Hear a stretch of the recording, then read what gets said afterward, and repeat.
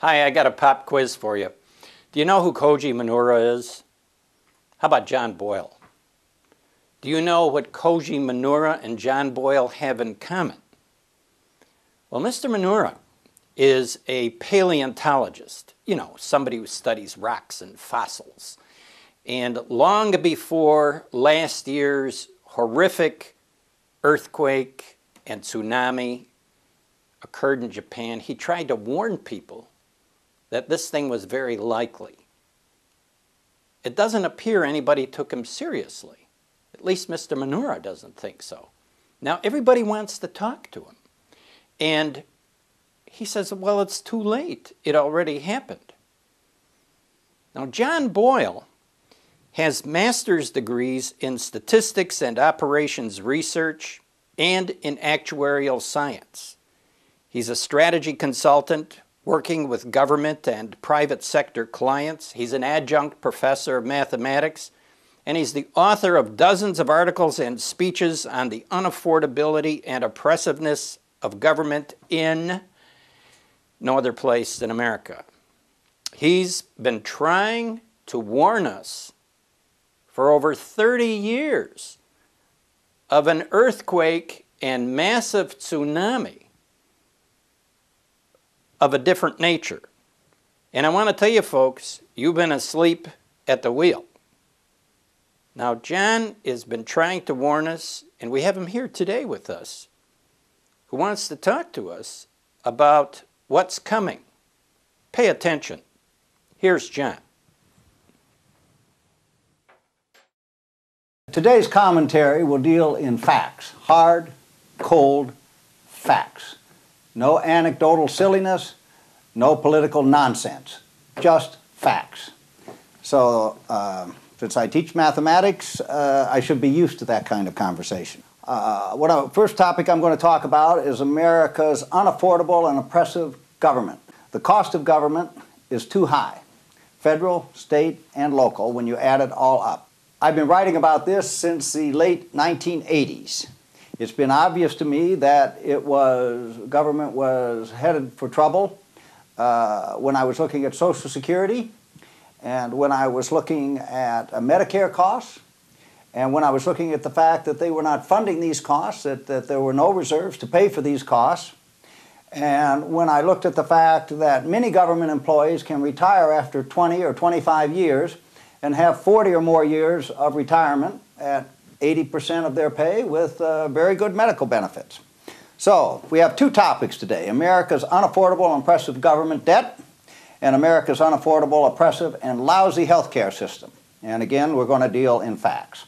All right, we're going to start off with one of Einstein's quotes. Einstein once said that the most powerful force in the universe is compound interest. My corollary to that is that by far the most destructive forces in America are the compound growth rates in the cost of government and in the cost of health care. They're destroying America as we speak. Let me give you a few definitions. First of all, to get through this discussion, we need to know what an unfunded liability is. An unfunded liability is a liability for which there are no assets set aside to pay that liability. That would include Social Security and Medicare. There are no assets there to pay for those liabilities, or there's a nominal amount of assets. It's tantamount to you saying, well, I have these debts on the books which everybody can see, but I'm going to go sign a bunch of agreements with people, and I'm going to agree to debts which you won't be able to see and which won't be obvious and come due later. That's basically what an unfunded liability. There are a lot of debts out there that federal, state, and local governments have agreed to, and they haven't set aside assets to honor those, and the debts are now locked in. So that's an unfunded liability. Let's talk about gross domestic product. Gross domestic product for a country is the value of all the goods and services that are produced in that country in a given year. So we're going to use the term gross domestic product, or GDP. Let's talk about OECD, the Organization for Economic Cooperation and Development. It includes the world's largest 34 countries, which includes the 16 largest, what we will call major industrial countries. And it is these countries that I'm going to focus on when we compare America to other countries. Let's talk about $1 trillion. How much is $1 trillion? Well, let me ask you this.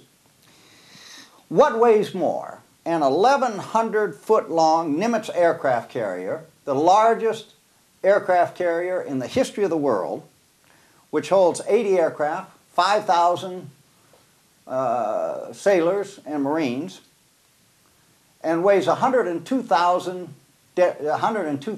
tons? What weighs more, that aircraft carrier or $1 trillion? $1 trillion $1 bills. What weighs more? Well, 441 dollar bills weighs a pound. Well, I'll let you off the hook on that. 1 trillion $1 bills weighs as much as 10 Nimitz-class aircraft carriers. That's how much 1 trillion $1 bills is. You stack them up on the beach and then out in the ocean, you line up 10 Nimitz-class aircraft carriers, and the dollar bills, the 1 trillion $1 bills, will weigh more. You can do the math if you're good at conversions.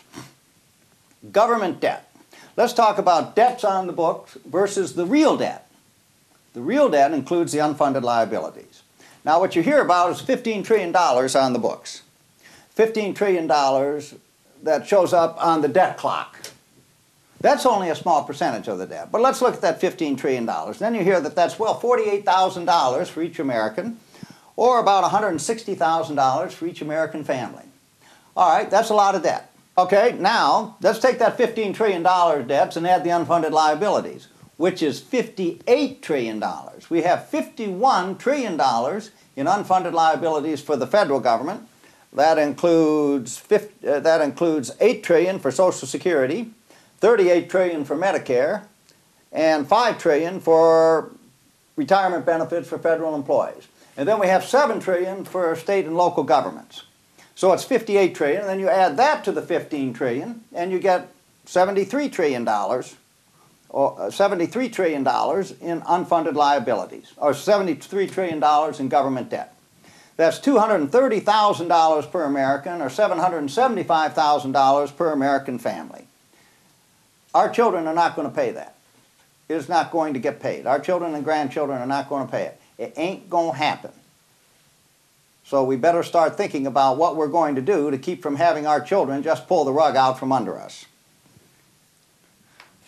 What happens if our leaders decide to start paying or amortizing these debts now, which is what you and I would have to do, and it's what a business would have to do. But let's say the American government says, all right, I have this $73 trillion in unfunded liabilities, and I'm going to start amortizing them. But because I'm the government, I'm going to do it over 75 years. Well, the cost of government today is about 38 or 39%. If you start amortizing these debts and add that into the cost of government, 38 or 39% of gross domestic product. So if you start amortizing these debts today, the cost of government goes to 65% of gross domestic product, which means that the government takes 2/3 of everything that's produced in America, and there's 1/3 left for non-governmental activities. Here's the bottom line. Ain't going to happen. It isn't going to happen, and we better start addressing it now. So if we want to avoid an intergenerational war, we better start electing officials who will come clean, give Americans the hard, cold facts, and start working on solutions that can be implemented. We haven't. It's worthwhile to keep in mind that when Social Security started in 1936, life expectancy was 61, and full Social Security retirement age was 65.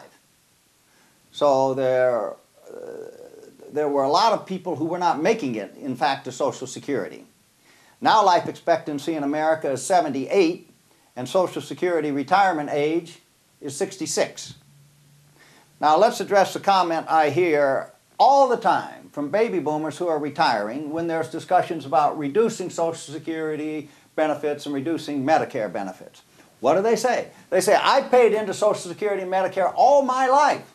I'm entitled to those benefits. I paid for them. Well, first of all, what they paid in would not pay for the benefits they're going to get if we include Medicare. Medicare is the key here. But besides that, they did not pay into Social Security and Medicare. That did not happen. What they did is they took Social Security and Medicare taxes and they paid them, and then they elected leaders that took that money that was supposed to be set aside for retirement and spent it on government activities. so that the income taxes would be less. So what we did is we elected a bunch of cowards who said, I'm not going to go and get more in the way of income taxes. I'll just take this Social Security and Medicare money and I'll spend it. And the problem when it shows up won't be, I won't be around. I'll be retired. I'll have my government pension. You see what's going on. I'm sure you do. Now the day of reckoning has come. And so these folks who say they're entitled to it, well, I'm not so sure they are entitled to it. What they're entitled to do is to apologize to their children and grandchildren for electing the cowards who took that money and spent it on something other than Social Security and Medicare. All right, let's move on to the next topic, health care. The health care system in America is an abomination. I hear all the time that America has the best health care in the world. Now, let's get back to the facts. Based upon what analysis, compared to what, do we have the best health care in the world? I have good health care because I can afford good health care. And for whatever the health insurance won't pay for, I'll pay for. But do we as a country have good health care? Health care costs run about $2.6 trillion a year on a $15 trillion economy. That's about 17% of America's gross domestic product. Of the 16 major industrialized countries, which has the most expensive health care costs? The United States. It's 17.2% to be precise. 17.2% of gross domestic product versus an average of 9.4% for the other 15 countries, with the highest being France, which is at 11.2%. So we're at 17.2%, France is 11.2%, and the average of all the other major industrialized countries, of which there are 15, is 9.4%. So here's the chart. Here it is. Here's all of the other major countries in the OECD, and here's the United States up here. We're up here. We're head and shoulders above all of them in terms of cost. So then the comment becomes, well, yeah, we're more expensive, but we have the best health care. Well, again, as I said, let's stick with the facts. Have the best health care based upon what? Of the 16 major industrialized countries in the OECD, which one has the lowest life expectancy? Well, you probably figured it out by now. It's the United States. Of the 16 major industrialized countries, which one has the highest rate of infant mortality? Okay, you probably figured that out too. The United States. Of the 16 major industrialized countries, which is the only country which has a large number of bankruptcies caused by health care costs? Okay, you figured it out, the United States. So what is it that makes our health care so great? I don't understand it. None of the facts bear it out, but yet we hear that all the time. And mostly we hear it from people that have good health care. Well, the facts don't bear it out. The facts suggest that we have the worst health care system in the world by far. How might we fix the system?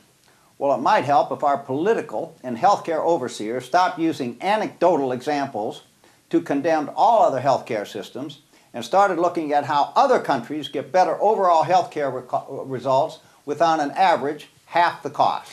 Half the cost. Okay, here's the bottom line. Our government debt and our health care system are unaffordable and they are not sustainable.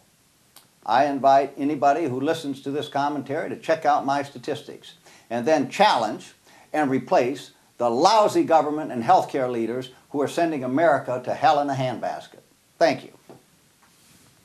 Well, there you go, America. So this reminds me of a line from a comic strip called Pogo a long time ago, where the two characters, principal characters, Pogo and Churchy, I believe, are sitting in a boat, and he said, "We have met the enemy, and the enemy is us."